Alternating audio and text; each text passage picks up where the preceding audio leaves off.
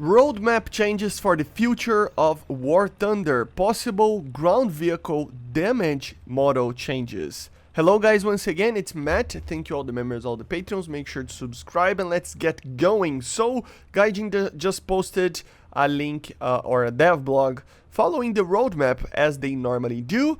So let's talk about it. They are trying to add new effects on vehicles when armor is penetrated, as well as a new healing of wounded ground crew members, as well as a survey for you to actually say your opinions as well. So the first one is kind of interesting. They have three options of when armor is penetrated to increase the damage on vehicles. So the idea here is, for example, when you shoot a striker or a BTR or anything that it's lightly armored with APF STS, for example, and it doesn't do anything, or it just hurts a little bit, but it doesn't like kill the target or anything like that. The objective is to actually introduce new ways to do damage to that vehicle itself, right? So they introduce three options for you to vote on. The first way is basically introduce a new and more detailed damage model to the vehicles, you know. This is going to take a lot longer and it's labor intensive, as they say, of course, obviously, but it will increase the amount of type of modules. So for example, electronic modules for air defense vehicles, machine gun ammunition inside the crew compartment, electrical equipment, as well as detailing the correcting guidance modules such as the drives and stuff. So there is many little things that they would need to do to each single vehicle, but of course if you penetrate it, there will be more modules to be damaged and the vehicles themselves will be a little bit more, you know, damaged than it was. So I think this is actually a very good idea. I mean, the more detailed damage models we have, the more realistic kind of things tend to be in a general way. So yeah, the second way is to introduce a new logic for damaging crew members and modules. So basically when you are shot, you will have basically a camera shake and then sparks and then a short period of basically a stun, you know. So if you hit nothing, or even if you got hit or not, it doesn't matter, you know, it's something important. If you got hit, you will basically have a stun, you know, if you penetrate the tank. And that actually makes a lot of sense because, I mean, imagine the crew inside the tank receiving an APF STS shot.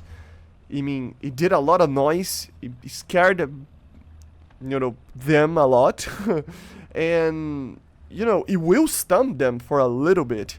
They're saying about 1 to 2 seconds, so it's not a lot, and then create kind of a movement to the turret to the side a little bit, like noises and camera shakes, as I said, a ringing effect in the ears, which I tend to disagree because it's kind of annoying, but you know, stuff like that will basically stun your tank while you got shot, right? It makes a lot of sense and it's a lot more realistic, so I do agree with this as well. And the third way that they implant, or they're asking for us to actually talk about these improvements would be additional sources of fire inside the fighting compartment. So crew clothing, wiring, machine gun ammunition, rubbish, oil in the floor, everything like that the tank would have, you know, could cause a fire, right? So additional fires that can be caused inside the tank, which I think I kind of agree, but at the same time it's kind of a weird way to do this. I don't know. The third one, I feel it's kind of weird, but still the first and second one I totally agree with. And then we have the healing of wounded ground crew members. Basically, if you have a wounded, not, you know, unconscious crew member, you will already have kind of a penalty to the multipliers of the ability of the crew member. So for example, if it's a loader, if he's damaged or he's hurt, right, he will reload the gun slower, right? And basically they are going to try to implement easy to use kind of system here, where if he doesn't take any more damage or shots or stuns or anything like that, or something like along those lines, for a while, they would be healing a little bit until they don't have too much of the penalty, at least less than it was before, right? Which I think it's alright, but they need to be balancing this correctly, because, I mean, a wound is still a wound. Just because you patch it up in real life, it doesn't mean that you are still, like, fully healed, right? So, I agree with it, but at the same time, you know, it needs to be well thought on. This is the thing that they talked about, the survey that they are going to do to ask players. I will leave the links in the description, of course, but you can go and basically answer which of these types of mechanics do you like to see. For example, me, I love these three.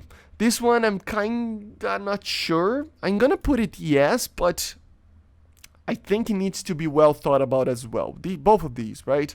And then you can just submit here. And yeah, as you can see, the fire like thing and the stun, they are very divided. But this one, yeah, for sure, this is the best thing ever, because I mean, this is just more realistic, right?